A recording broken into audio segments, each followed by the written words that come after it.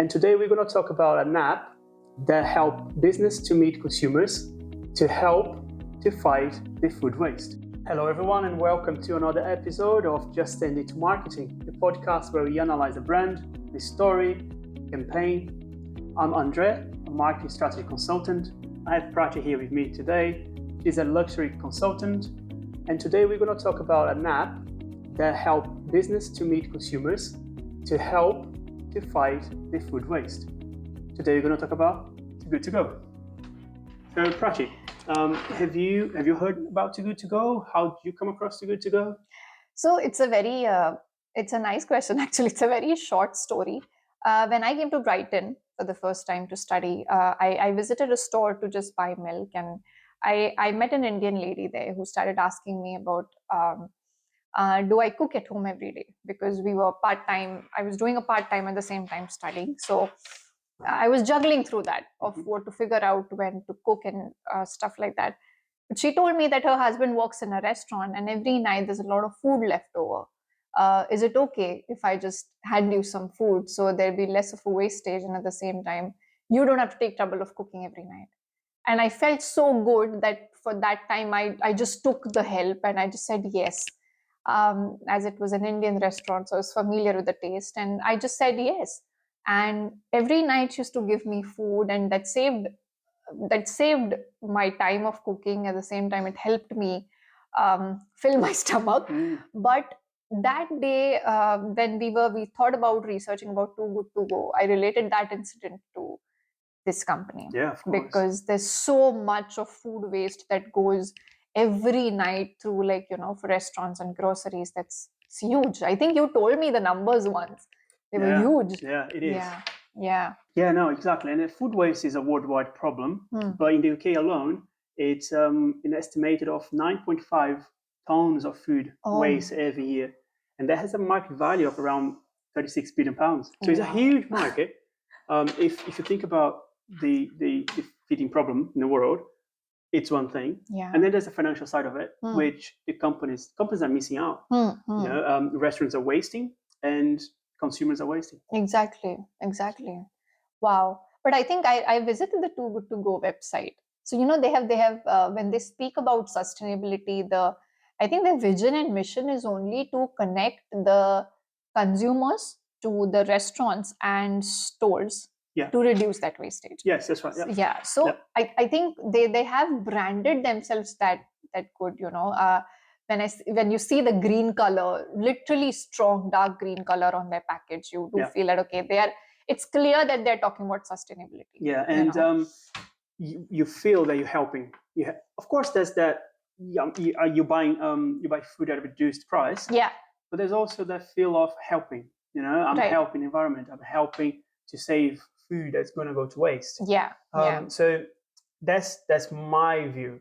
So from your side, what are the theories that you identified? I think the first one, as you said, we all relate to that it's the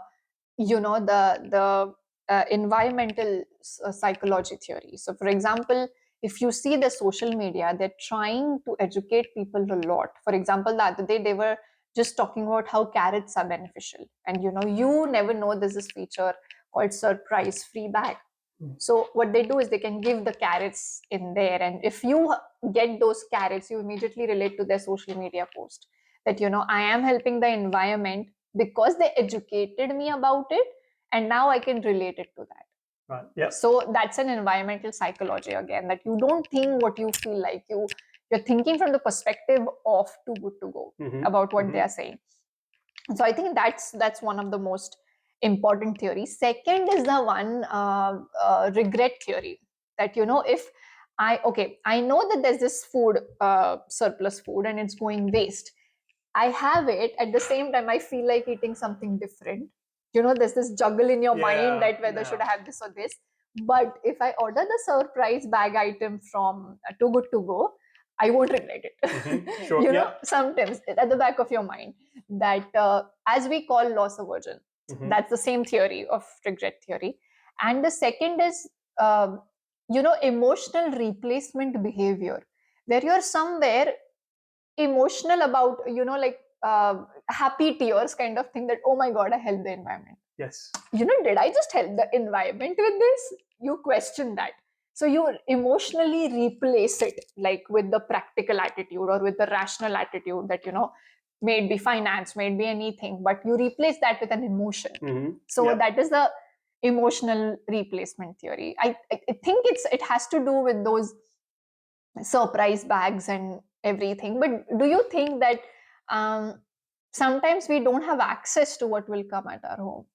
You don't know what will come in that surprise bag. Yeah. So yeah. Do you think that's a drawback? Sometimes it is, especially if you have any dietary restrictions. Yeah. You have to be careful with that. Yeah. But overall, I think the consumer likes the surprise. Right. It can, for example, it reminds me of those surprise boxes, subscription boxes that you don't know what you're going to get every month. But I think that's part of the experience. Right. You like that specific restaurant, and you don't know what you're going to get, but you know it's going to be good. I think that's part of the experience. Right. So do you think, like, for example, I have a kind of, not even can we say con, but you have to always you can't be specific or picky with the times. It's not as per your convenience. When you say that we want a surprise bag and you have to go at a certain time. Yeah. So do you think that, like that, can you recommend them some things that they can look on maybe? Yeah, no, I agree. So one of the downturns when you look online, the online sentiment, right? One of the things that lots of consumers pointed out is the inconvenient collection time. So for example, I tend to have my dinner around 6:30. Yeah. Right. Yeah. So if I'm going to buy from TooGoodToGo, for example, and the collection time is 9 p.m., that doesn't work for me. But TooGoodToGo could then partnership with companies that would take away that inconvenience. Exactly. Right? So, for example, I don't want to walk to the restaurant to collect.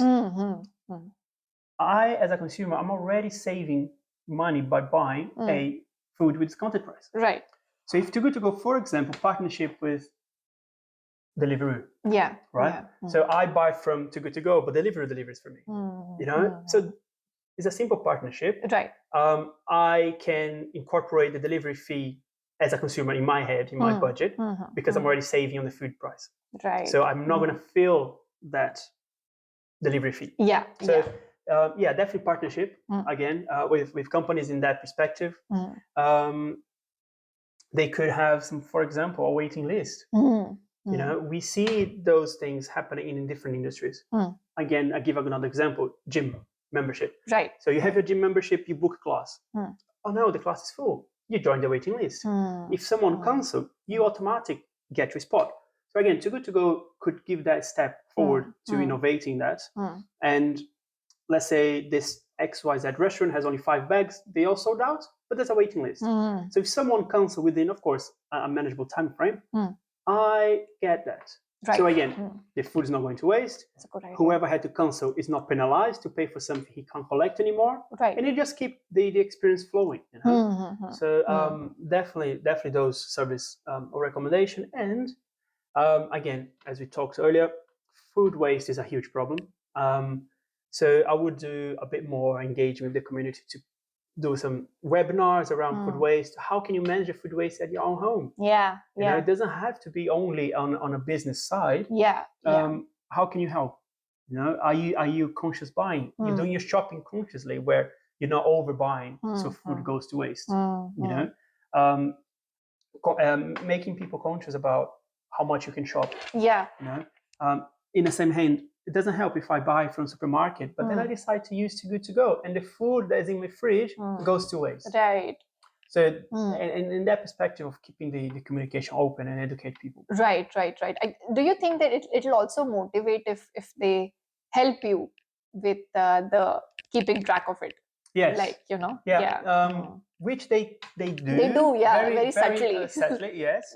You have to navigate on the app a little bit, but you can find a page where it shows your how many magic bags you bought this year, or how much of food you save. Right. So again, another real life example. If you look Spotify. Yeah, exactly. And at the end of the year, they do that Spotify Wrapped, I think it's called. So if TooGoodToGo did that, so how much have you saved that year? How much have you helped the environment that year? Sure. Again, you're reassuring consumer Yeah. that they're Yeah. doing a good thing. Of course. You know, they are helping the environment. They are making money saving. They're saving costs, right? And you could, I don't know, share that on a social media tag, and again, you just enhance the experience. Yeah. I get rewarded instantly. I have social proof because I'm being rewarded from my peers, from people like I like, and I'm passing the TooGoodToGo forward. Yeah, sure. You know? So helps again, unconscious mind. Why not do that? Of course. You know? Helps you to be a conscious consumer again. 100%. So as we always do, shall we do a quick SWOT? Yes, please. So can you give me some strengths and weaknesses? Yeah, so I think strength is they are investing into a company who's into reducing food waste. Then I think the app is very user friendly. It's very quick. At the same time, the strength is that they have more than, I think, 140,000 businesses who have already partnered with them, whether it be restaurants, stores. I think it's a huge amount, and that makes the reach go higher than it is. Weaknesses, I think, again, as we said, that the not having a convenient time of going and getting the delivery. Second is, again, if you get a magic bag, you don't know what comes into it. If someone is allergic, or there's no manageable time there. So I think, yeah, that's the two things. And could you give me some opportunities and threats? Yes. So again, opportunities, like we talked, definitely try add service to it, like a waiting list, for example. And there's opportunity there to educate people, and partnership with other business, example, delivery companies.